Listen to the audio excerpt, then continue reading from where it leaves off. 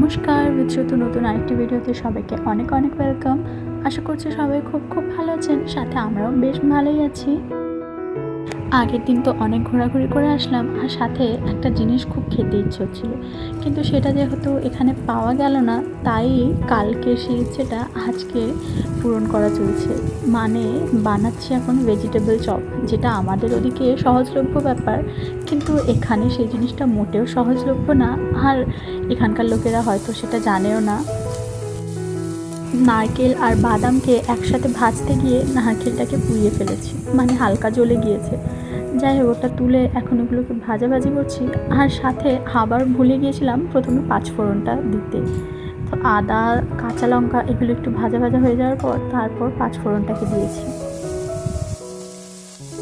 যদিও বা আগে চপ, ভেজিটেবল চপ এগুলো আমার খুব একটা পছন্দের ছিল না, কিন্তু ইদানিংকাল এগুলো একটু খেতে ভালোই লাগে। আর যে বলে না, যখন যেটা পাওয়া যায় না তখন সেই জিনিসটাই খেতে ইচ্ছা করে, আর আমার হাতে হয়েছে ঠিক একই ব্যাপার। এখন যদিও বা আমরা থাকছি পাঞ্জাবে, তো আর কদিন পর আমাদেরও বাড়ি যাওয়ার প্রিপারেশন চলছে। কয়েকদিনের মধ্যে আমরাও বাড়ি যাব, আর সম্ভবত হয়তো এই জায়গাতে আর ফেরত নাও আসতে পারি।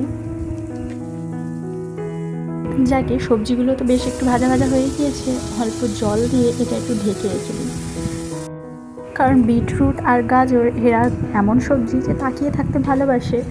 ভালো করে না সেদ্ধ হলে শেষে দেখবো আর চপের আকারে গড়া যাচ্ছে না। আসলে চপ খাওয়ার ইচ্ছে থাকলেও বানানোর ইচ্ছেটা এতটাই প্রবল হতো না, যদি না বাইরের ওয়েদারটা এত বৃষ্টি বৃষ্টি মতো হতো। কারণ বিকেল থেকেই দেখছি আকাশটা মেঘলা মেঘলা হয়ে রয়েছে, আর একটু আগে থেকে দেখছিলাম অনেকটাই অন্ধকার হয়ে গিয়েছে, আর হয়তো কিছুক্ষণের মধ্যে বৃষ্টিও হতে পারে। তাই আজকে এই প্রিপারেশনটা বানানো। সব কিছু তো জোগাড় করেই রেখেছি, শুধু আলুটা হলেই হলো। অনেকগুলো দোকান ঘোরার পর নারকেলটা পেয়েছি, তাও আবার নারকেলটা হালকা শুকনো শুকনো ছিল। তারপর এটাকে আমি ভাজতে গিয়ে আবার কিছুটা জ্বালিয়ে ফেলেছি, তো নারকেলের কোনো টেস্ট যে পাবো আর তার আশা রাখছি না। আর ইতিমধ্যে বাইরে সুন্দর হাওয়া দিচ্ছে, সাথে সাথে আবার লাইটটাও চলে গিয়েছে।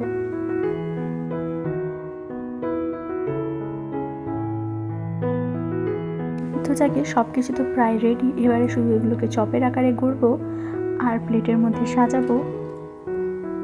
যদিও বা আমি ফার্স্ট টাইম বানাচ্ছিলাম, আমারও অভিজ্ঞতা খুব একটা নেই। ওই কিছুটা ভিডিও দেখে আর বাকিটা নিজের ইচ্ছে মতো সমস্ত কিছু দিয়ে এটা বানানো।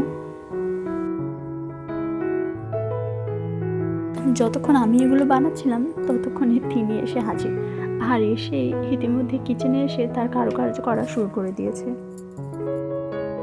এতটাই বানিয়ে ফেলেছি যে শেষের দিকে আর বানাতে ইচ্ছে করছিল না,